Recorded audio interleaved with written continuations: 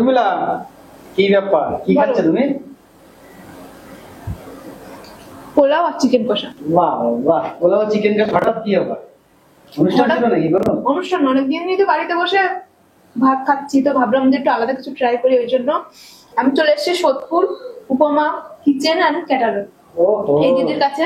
ও দিদি, ভালো আছেন তো দিদি? হ্যাঁ, তোমরা সবাই ভালো আছো? একদম। আর আজকে দেখছি পাশে, আপনার পাশে রয়েছে সেই বিখ্যাত ভাইরাল, বিভৎস ভাইরাল উর্মিলা।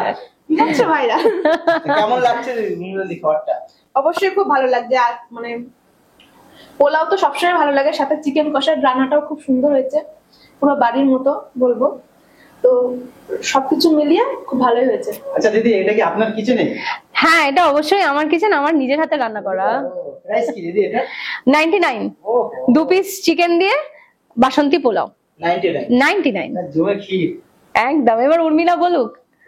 আমি তো বলবো খুব ভালো হয়েছে, এবং যদি এরকম খাবার খেতে চাও তাহলে অবশ্যই চলে আসবে Upama kitchen and caterer, Sodepur 8 number rail gate, Godrej প্রকৃতির ব্যাক গেটে অপোজিটে। অবশ্যই, আর দেখো আরেকটা দেখো, জাস্ট ওহো, মাংস কতটা দেখো।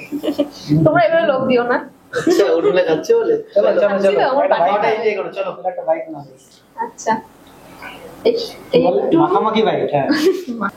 তো আমি কিন্তু খাচ্ছি। পোলাও আর চিকেন কষা পুরো জিভে জল আনা কেমন লাগছে অর্পি? ফাটাফাটি। মুখের মধ্যে কি ব্লাস্ট হলো? ব্রাশ তো হবে পেটে গিয়ে। খুব সুন্দর হয়েছে। চলো এনজয় করো।